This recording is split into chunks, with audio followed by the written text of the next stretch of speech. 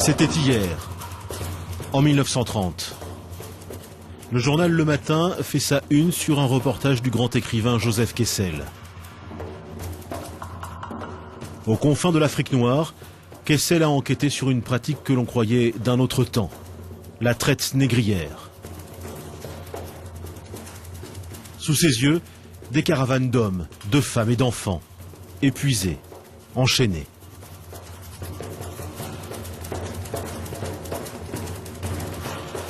Kessel écrit. De génération en génération, les ancêtres de ces misérables avaient été radiés, enlevés, vendus. Ils avaient servi de réserve à bétail humain.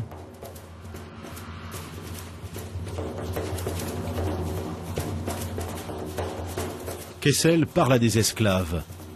L'une d'elles lui dit « Je ne me rappelle plus d'où je suis. Il y a très longtemps, près d'une grande forêt, un village a brûlé. Des hommes m'ont enlevé. J'ai eu beaucoup de peine à marcher loin avec eux. J'ai eu bien des maîtres, bien des enfants. Je ne me souviens plus. Les maîtres m'ont vendu, on m'a pris les enfants. » Les gardes sont des Arabes. La destination finale de leur bétail humain, l'Arabie Saoudite et le Yémen. À l'époque, les récits de Kessel fascinent l'Europe. Mais l'histoire s'oublie vite.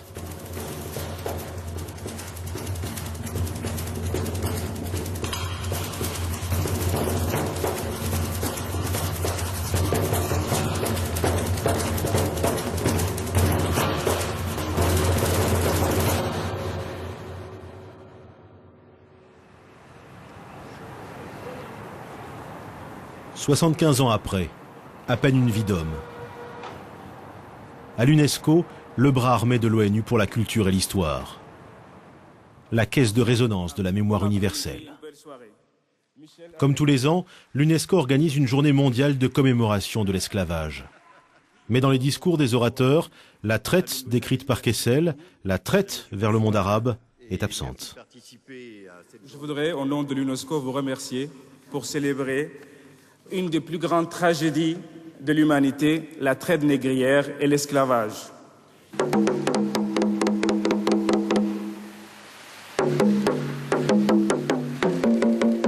La traite négrière a été brutale et déshumanisante, mais elle a forgé l'histoire des 4 continents. Le lieu de mémoire de cette traite transatlantique à destination des Amériques est l'île de Gorée, au large du Sénégal. Un témoignage de l'horreur, visité par de nombreux touristes. Des cellules comme celle que vous faisez en face, réservées aux hommes, faisant chacune 2,60 m sur 2,60 m, on en mettait 15 à 20. Ils étaient assis le dos contre le mur, des chaînes les maintenant au cou et au bras. Au milieu de la chaîne, où vous aviez une grosse boule que l'esclave était obligé de porter entre les 2 mains de jambes. Rendez-vous compte, pendant 3 siècles et demi, et sans répit, traqués, chassés, arrachés à leur sol natal comme les racines des temps, sous la torture et l'humiliation. Comme le montre cette carte, que l'on enseigne dans les écoles, depuis la côte atlantique, pendant plus de 3 siècles et demi, 12 millions de Noirs ont été déportés vers les Amériques. Déportés par des Européens. Une traite inhumaine, dans des conditions barbares, fondées sur un racisme absolu, où les Noirs étaient considérés comme des sous-hommes.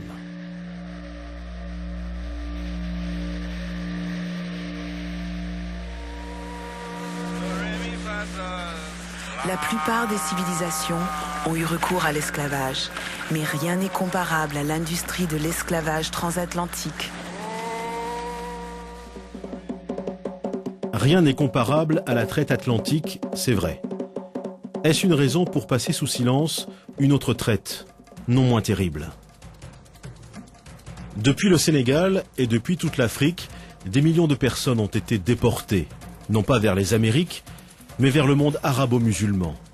Selon les dernières études, ils furent entre 15 et 17 millions. Cette traite a duré pas moins de 1400 ans, du 7e au 20e siècle.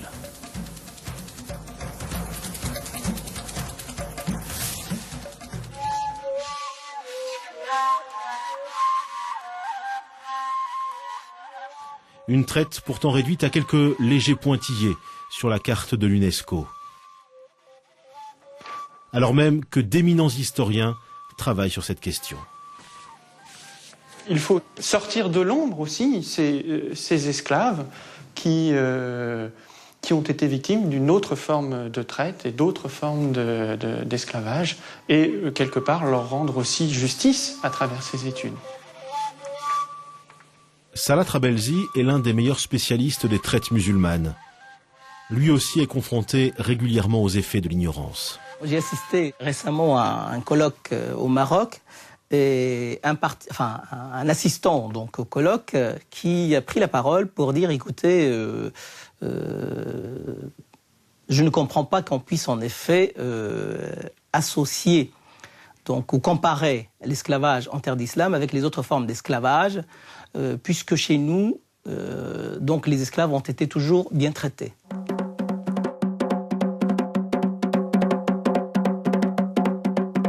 Pourquoi le monde, l'Europe, les Arabes, ont-ils voulu oublier cette histoire ?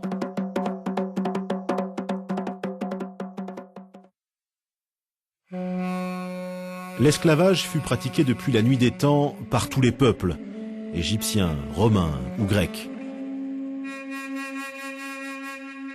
Mais alors qu'en Occident, le christianisme y met fin, le monde arabe, lui, perpétue cette tradition.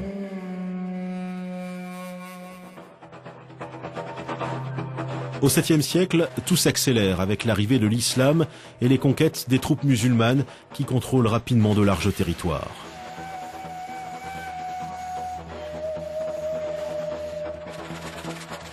On sait que justement, dès le début de l'islam, la crise ou la pénurie de main-d'œuvre était criante et que là aussi, la conquête donc, avait aussi comme motif, parmi les motifs de la conquête, il y avait aussi ce besoin de capturer des hommes et d'en faire des esclaves, d'en faire justement une main-d'œuvre donc susceptible d'être engagée dans les différents chantiers donc, qui allaient être mis en place. À partir du 7e siècle, dans l'ensemble du monde musulman, les esclaves sont très vite omniprésents. Leur place est même plus importante qu'on ne l'a longtemps pensé. Loin des clichés sur les courtisanes ou les serviteurs des sultans.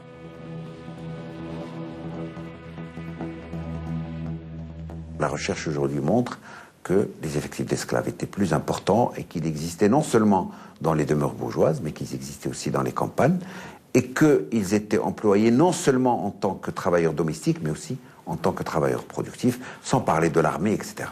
Il y a parallèlement à cela une réalité terrible qui est celle des esclaves qui travaillaient dans les mines, des esclaves qui travaillaient dans les chantiers hydrauliques, des esclaves qui travaillaient dans les mines de sel.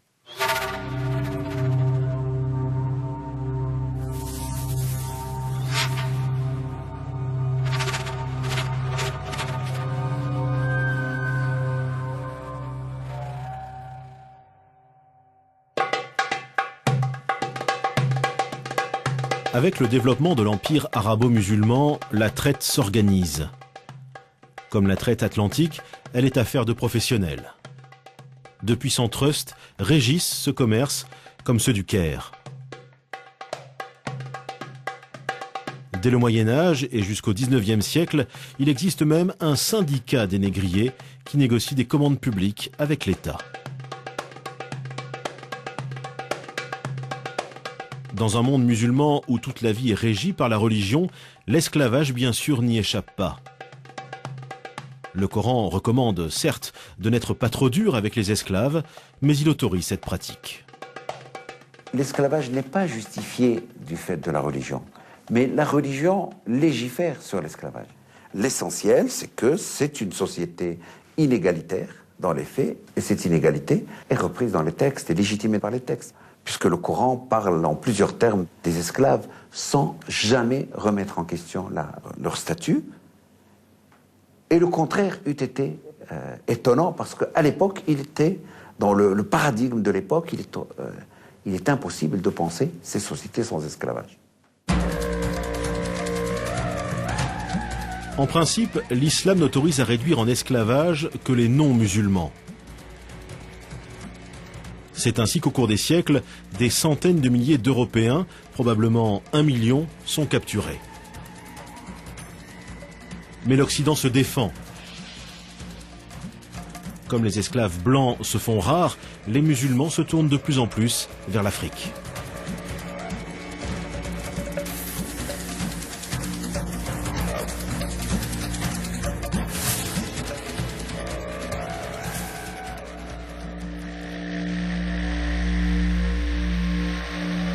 En Afrique, de nombreux Noirs sont musulmans.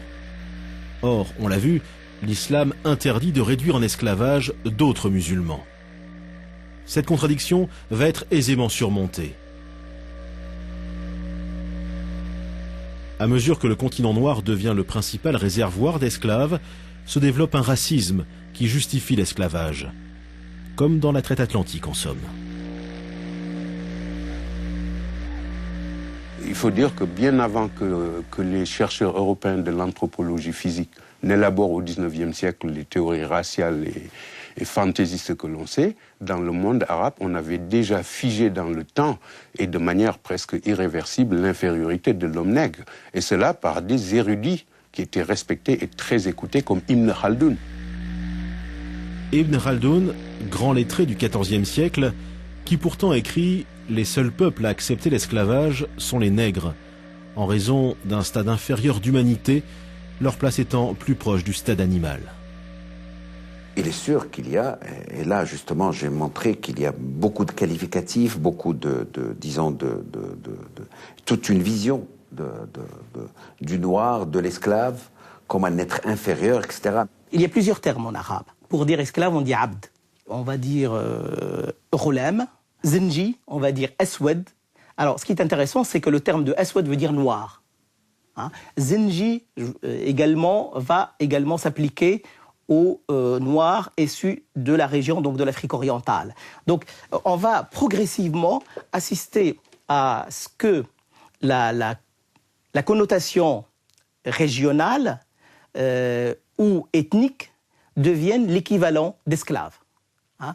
Et encore aujourd'hui, dans les sociétés maghrébines, à titre d'exemple, dans le sud de la Tunisie, plutôt que de dire noir, on dit un esclave, on dit abd. Au nom de ces théories, l'Afrique connaît 14 siècles de chasse à l'esclave. Des attaques menées par des soldats dans le cadre de guerre ou par des bandes armées aux ordres de marchands. Ces attaques, bien sûr, sont d'une violence inouïe. C'est le feu qui est mis dans les cases. C'est des attaques frontales, bien sûr, contre des populations démunies de défense. Et bien sûr, par la suite, bien sûr, c'est un arrachement donc de ces personnes à leur famille, à leur pays. Pour capturer un esclave, les assaillants tuent en moyenne 2 ou 3 personnes. Et dans les villages, il y a une marchandise que l'on recherche particulièrement. En tant que marchandise, bien sûr, l'enfant donc est plus à même d'être réadapté, d'être acculturé, d'être maîtrisé. Hein, alors qu'un adulte, il aurait tendance à ne pas accepter sa servitude.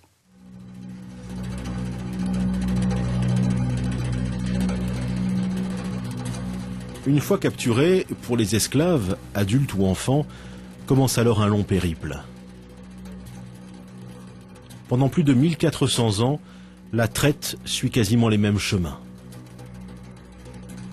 Si la route de l'Atlantique a laissé des traces dans l'histoire, le Sahara, lui, a effacé celle des esclaves.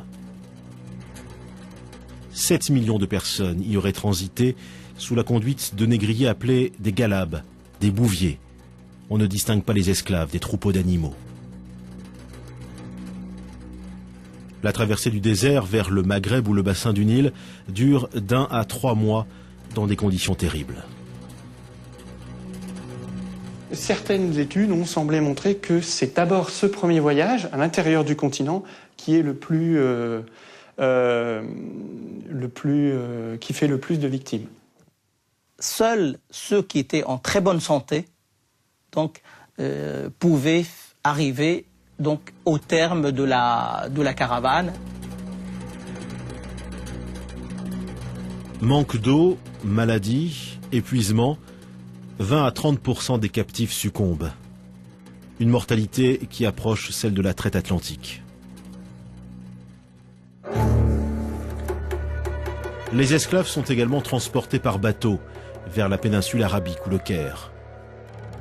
Jusqu'au XXe siècle, 8 millions de personnes auraient ainsi été déportées par la mer Rouge. Ils sont entassés dans des boutres, dans des conditions qui, là encore, n'ont pas grand-chose à envier aux navires négriers européens.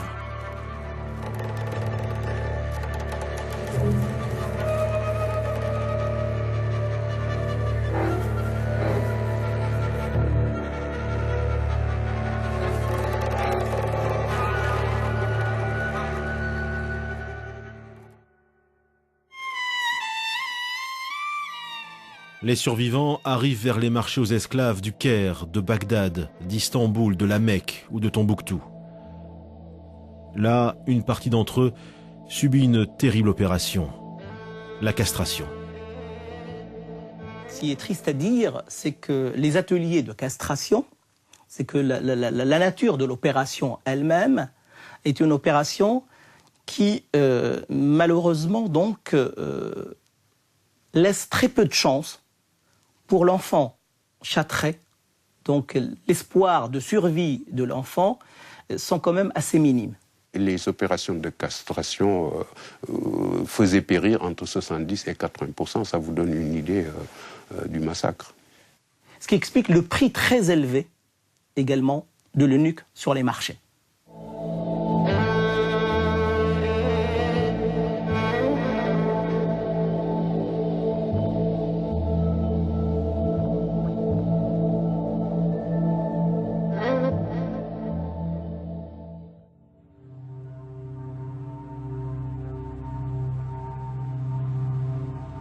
Malgré sa cruauté, la traite orientale a duré jusqu'au début du XXe siècle, sans être remise en cause.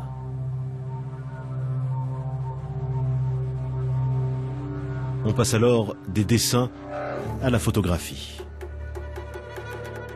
En 1880, des voyageurs anglais découvrent et photographient ces bateaux chargés d'esclaves.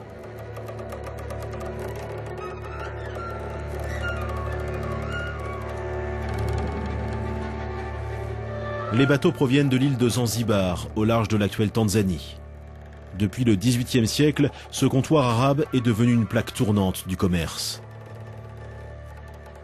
Zanzibar, c'est l'autre Gorée, une Gorée dont on parle peu et que l'on visite rarement.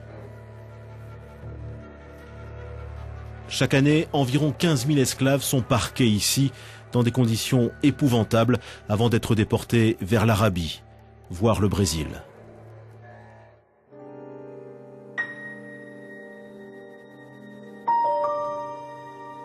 Ces photos prises à la fin du XIXe siècle donnent une idée d'une pratique ancestrale.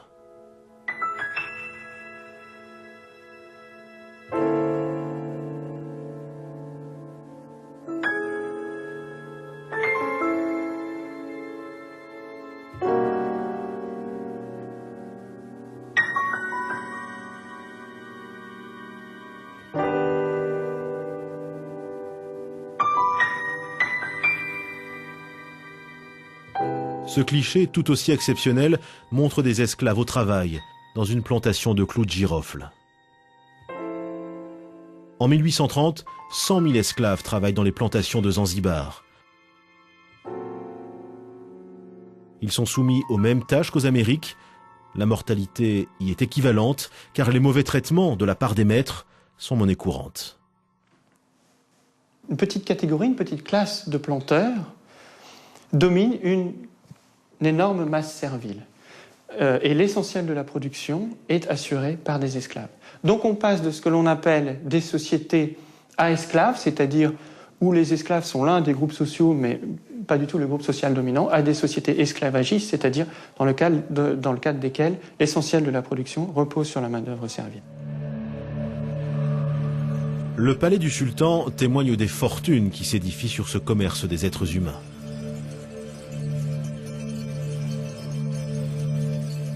Là encore, comment ne pas comparer la traite orientale à la traite européenne et ses richissimes marchands d'esclaves.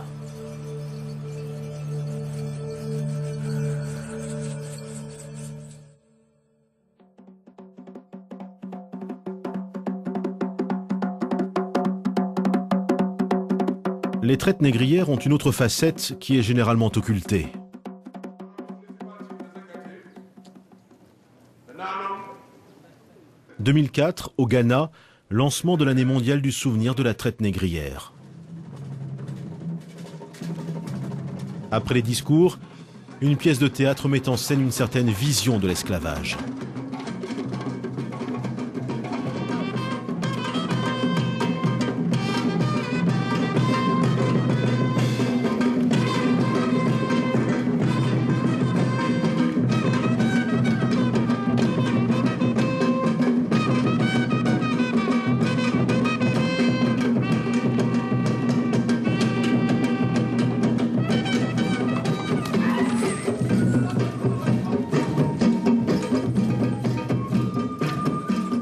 Une histoire en noir et blanc.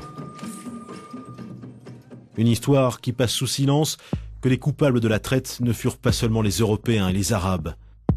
Les coupables étaient aussi africains.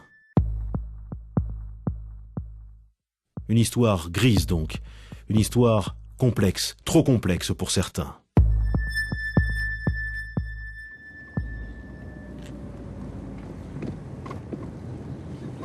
Historien de renommée mondiale, Ibrahima Thioub est l'un des rares Africains à travailler sur la dimension africaine de l'esclavage. L'un des rares à pointer la responsabilité d'Africains dans les deux traites, orientale et atlantique.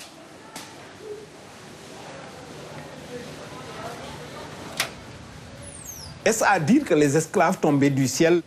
Il a bien fallu les produire. Il n'y a aucune puissance qui a les ressources ni politiques, ni économiques, ni technologiques pour venir sur les côtes africaines, pénétrer à l'intérieur du continent et qui arrive, qui ramasse les gens dans les villages et les amène pour les exporter.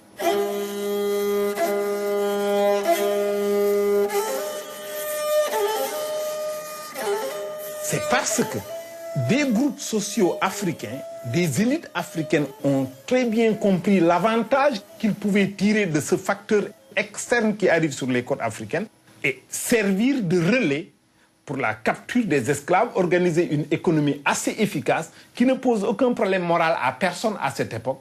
C'est à nous, aujourd'hui, que ça pose des problèmes moraux. Évidemment, les Africains n'ont pas attendu que les Européens leur expliquent ce que c'est que l'esclavage pour l'inventer tout seul, c'est évident. Bon, après, il y a toute cette question, est-ce que les victimes peuvent être coupables en même temps? On préfère une situation simple où il y a les bons et les méchants. Or, dans la réalité, il y a des bons, il y a beaucoup de méchants et la plupart des situations sont grises.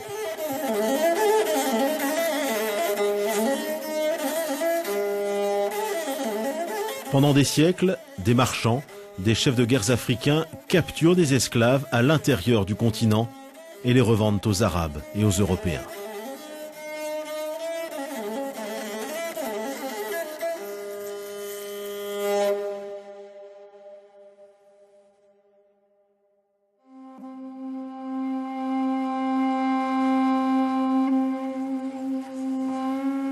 L'existence de ces intermédiaires témoigne d'une autre réalité, plus taboue encore, occultée par cette histoire en noir et blanc.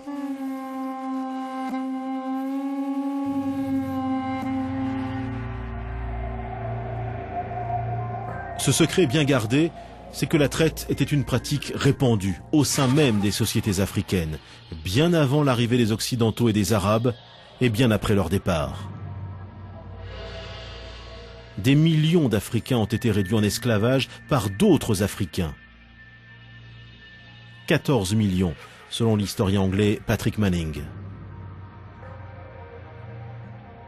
Au long des siècles, l'esclavage est partout, dans les champs, parmi les concubines, dans l'armée. Tout le monde peut, à tout moment, devenir esclave. L'esclave, c'est l'autre, c'est l'étranger.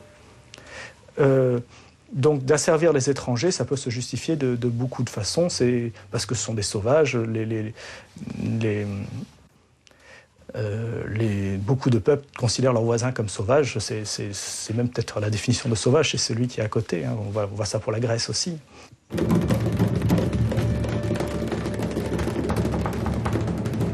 Ces esclaves sont généralement capturés au cours de guerres incessantes que se mènent les nations africaines. Au Moyen-Âge, les empires du Ghana et du Mali, par exemple, capturent jusqu'à des dizaines de milliers d'esclaves. Ce qui est le plus spectaculaire, c'est les razzias militaires. Une armée en campagne qui va attraper... alors, souvent, c'est que les femmes et les enfants. On tue les hommes et parfois on capture aussi les hommes. Ça dépend des sociétés. Une des grandes sources, c'est le kidnapping aussi. Le kidnapping, ça veut dire que du coup, il y a une insécurité. On n'attrape pas les gens qu'en période de guerre. C'est à n'importe quel moment. Votre femme, votre fils, votre fille peuvent se promener et se faire kidnapper. Surtout les enfants, évidemment, c'est plus facile à attraper. Et on a une multitude de récits de gens, d'une ambassade qui se promènent, qui voient un berger, hop, on l'attrape et on va le vendre quelques distances de là. C'est tout ce problème de transformer les gens en marchandises. C'est que du coup, on voit un enfant, au lieu de dire « oh, il est mignon, il garde des chèvres », on se dit « oh, ça pourrait me rapporter beaucoup ». C'est pour ça que ça pervertit autant Enfin, c'est une des raisons qui fait que l'esclavage sape totalement les sociétés. On commence à compter la valeur des gens au lieu des relations de l'humanité.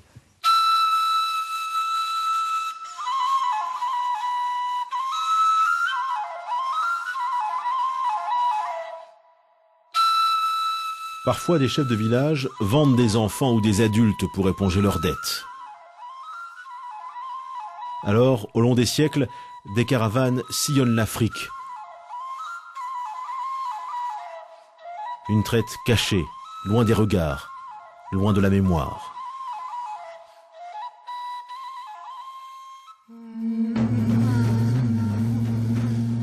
Le XVe siècle est un tournant avec l'arrivée des Occidentaux.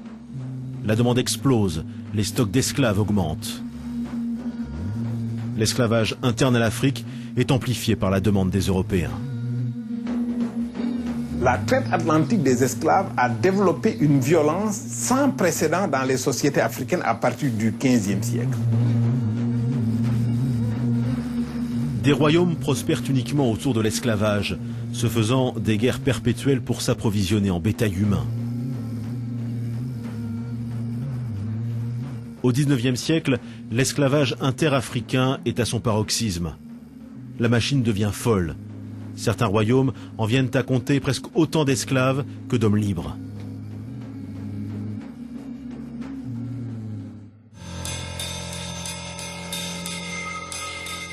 Occidentaux, musulmans, africains, tout le monde a participé à la traite négrière. Et pendant longtemps, personne n'a songé à remettre en question cette loi du plus fort.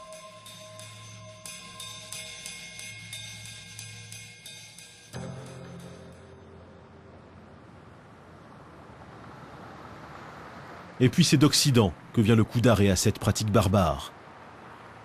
L'Europe connaît un formidable mouvement des Lumières qui prône l'égale dignité de tous les hommes. Au XIXe siècle, ce mouvement aboutit à l'abolition de l'esclavage d'origine européenne.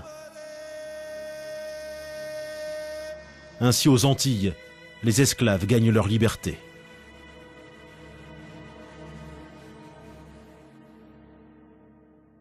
L'opinion publique occidentale prend conscience de l'horreur d'une pratique qu'elle avait acceptée et découvre la cruauté des traites orientales ou africaines. C'est l'époque où des journaux publient ces descriptions édifiantes.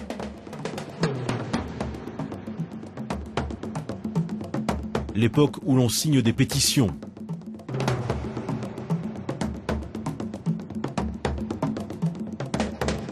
L'époque où la lutte contre l'esclavage devient un argument pour justifier la colonisation.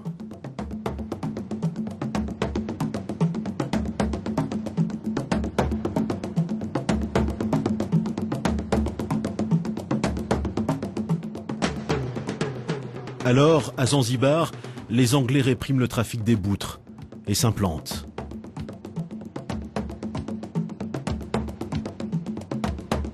Au Maghreb ou en Afrique de l'Ouest, les Français libèrent les esclaves et s'installent.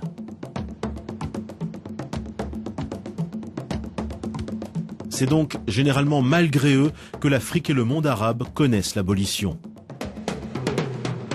Cela n'est pas sans conséquence. D'abord, la disparition de l'esclavage dans la plupart des pays musulmans a été inspirée par l'extérieur. Tout simplement parce que la modernisation même et des structures économiques et des structures sociales est d'origine exogène. L'Occident est en train de dominer le monde, et c'est comme ça que l'esclavage a été aboli. Il n'a pas été aboli dans un souci de construction de société moderne. C'est pas du tout ça. Et dans des pays, par exemple, que je connais mieux, par exemple, si on prend le Maroc, l'esclavage a disparu presque sans qu'on s'en rende compte. Et je pense que c'est ça vraiment l'élément essentiel. Mais il a disparu sans que le problème soit réellement posé. C'est dommage, parce que je pense que c'est quelque chose qui aurait mérité d'être posé comme problème, qui aurait mérité d'être négocié comme un vrai passage vers la modernité.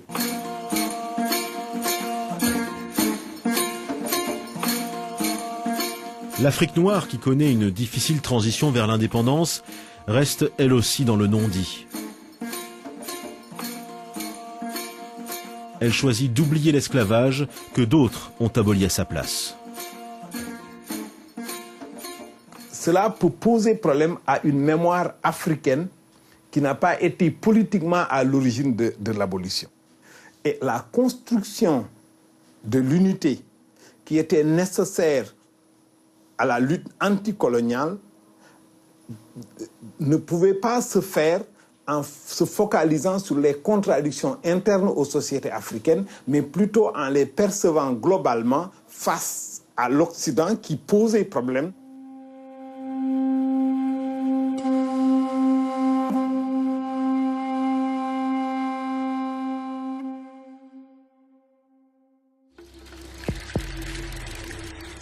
Aujourd'hui, l'époque de la décolonisation est révolue.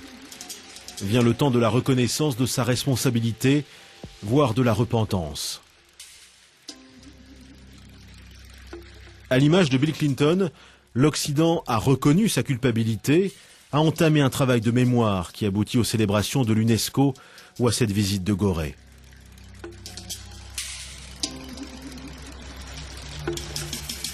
Now is the time to complete the circle of history. Les négriers européens sont à juste titre mis au pilori. Pas les autres, les négriers arabes ou les rois africains. Pourquoi l'UNESCO, chargée justement de dire la mémoire universelle, a-t-elle tant de mal à faire la lumière sur toutes les traites ? Ali Moussa est chargé du programme sur l'esclavage. Il est à l'origine d'un travail remarquable et pousse sans relâche les États membres de l'organisation à s'intéresser aux traites africaines et arabes, avec difficulté. Il y a des réticences dans les sociétés et au niveau des pays. Je crois qu'il serait malhonnête de ne pas le reconnaître. Parce que c'est une question douloureuse, parce que c'est une question qui soulève tellement de choses émotionnelles et affectives. Ce qui est sûr, il y a des résistances au niveau des États, des décideurs politiques, au niveau de la société, des sociétés civiles, parce que comme je vous dis, c'est une question très délicate. Et c'est normal, d'une certaine manière, qu'il y ait des résistances. Parce que certains peuvent se dire, ouvrir la boîte de Pandore de cette mémoire, mais ça remet en cause tout. Ça peut susciter même je dirais, mais aussi des sentiments de culpabilisation. Culpabilité, c'est le mot qui fait peur.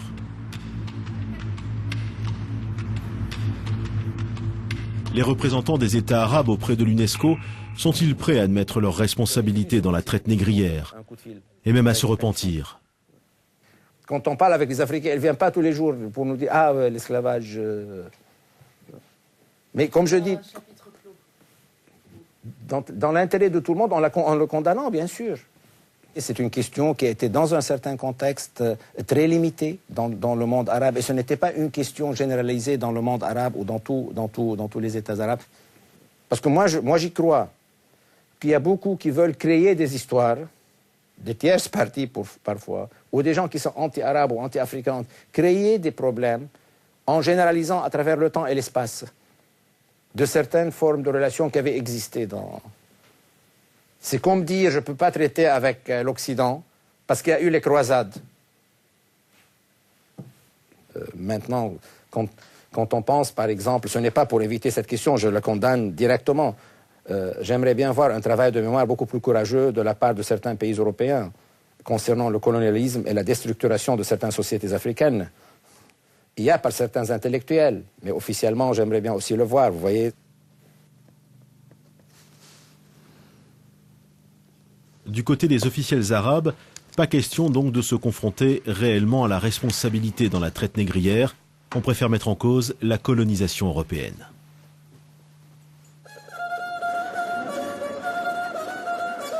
Chez les élites africaines elles-mêmes, dont beaucoup sont musulmanes, le sentiment d'une solidarité avec le monde arabe l'emporte sur l'exigence d'un travail de mémoire.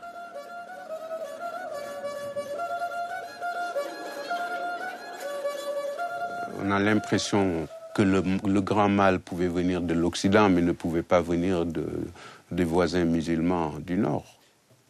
Aujourd'hui, les pays d'Afrique du Nord et beaucoup d'autres, du moins, et du Proche-Orient, sont devenus très amis avec les pays africains. Alors tout ce beau monde s'arrange sur le dos de l'Occident, mais on a décidé de ne pas rouvrir cette page douloureuse.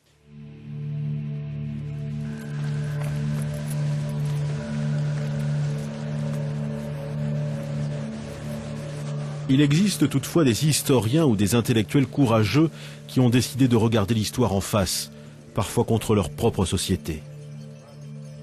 Le professeur Tube est de cela. Un événement l'a marqué, une conférence en 2001 pendant laquelle il a osé sortir des discours convenus et parler de toutes les traites. Quelle a été la réaction de l'auditoire? Dans l'auditoire, il y avait des Européens, il y avait des Africains. J'ai fait exprès de ne pas dire des Blancs et des Noirs. J'aurais pu le dire. Pour moi, les problèmes que je posais étaient des problèmes inodores, incolores et sans saveur, que c'était des banalités et que personne ne s'occuperait de ma communication. La réaction de la salle, en tout cas du côté des Africains, a été d'une violence à laquelle je ne m'attendais pas du tout. Je ne savais pas que c'était aussi chaud et aussi violent. Le sujet que j'abordais, c'était d'une sensibilité, d'une telle sensibilité. Franchement, je n'en étais pas conscient. Mais j'ai senti que dans la salle, il y en a qui se sont levés pour dire que ce que vous racontez, c'est des histoires, vous allez trop vite. Mais je n'ai entendu aucune critique réelle de ma communication, une critique scientifique. Mais ce qui me l'explique, c'est ceci.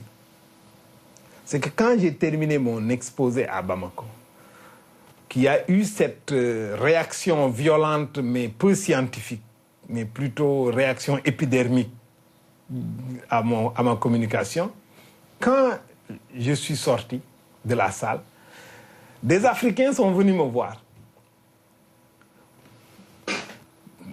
Ils n'étaient pas très nombreux, mais quand même c'est assez représentatif de quelque chose pour me dire, vous savez, ce que vous dites là, c'est vrai, vous avez raison, qu'on doit explorer cet aspect des choses, mais il ne faut pas le dire devant les Blancs. Et les Européens sont venus me voir, en aparté toujours, pour me dire, félicitations monsieur, je pense exactement la même chose que vous. Vous êtes très courageux de le dire, mais je n'ose pas le dire parce qu'on va m'accuser de raciste. Après avoir écouté ces deux positions que je comprends très bien, je me suis dit, mais où sont les historiens? Il est grand temps de prendre le taureau par les cornes. Ibrahima Tube raconte sans doute une histoire trop complexe pour une époque qui a besoin de vérités simples.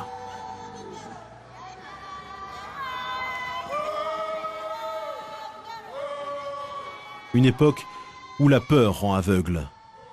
Une peur comme un contre-coup d'une histoire tourmentée dont les plaies ne sont pas refermées.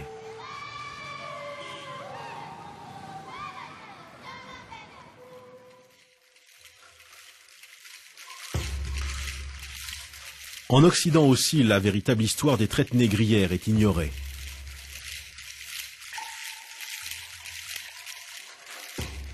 Dans cette ignorance, cette indifférence, faut-il voir la peur de froisser les anciens colonisés?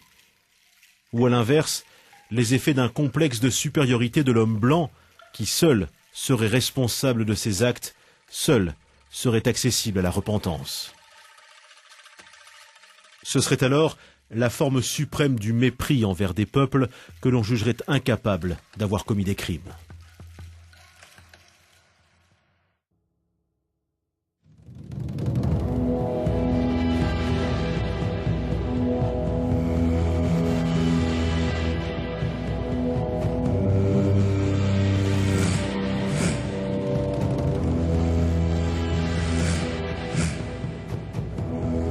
En 1939, Saint-Exupéry décrit dans Terre des Hommes une scène à laquelle il assiste au cours d'un séjour au Maroc. Parfois, l'esclave noir, s'accroupissant devant la porte, goûte le vent du soir. Dans ce corps pesant de captif, les souvenirs ne remontent plus. Quand il sera trop vieux pour valoir ou sa nourriture ou ses vêtements, on lui accordera une liberté démesurée. Pendant 3 jours, il se proposera en vain, de tente en tente, chaque jour plus faible, et vers la fin du 3e jour, toujours sagement, il se couchera sur le sable. J'en ai vu ainsi mourir nus. Les morts coudoyaient leur longue agonie, mais sans cruauté, et les petits des morts jouaient près de l'épave sombre, et à chaque aube, couraient voir si elle remuait encore, mais sans rire du vieux serviteur. Il se mêlait peu à peu à la terre, séché par le soleil et reçu par la terre.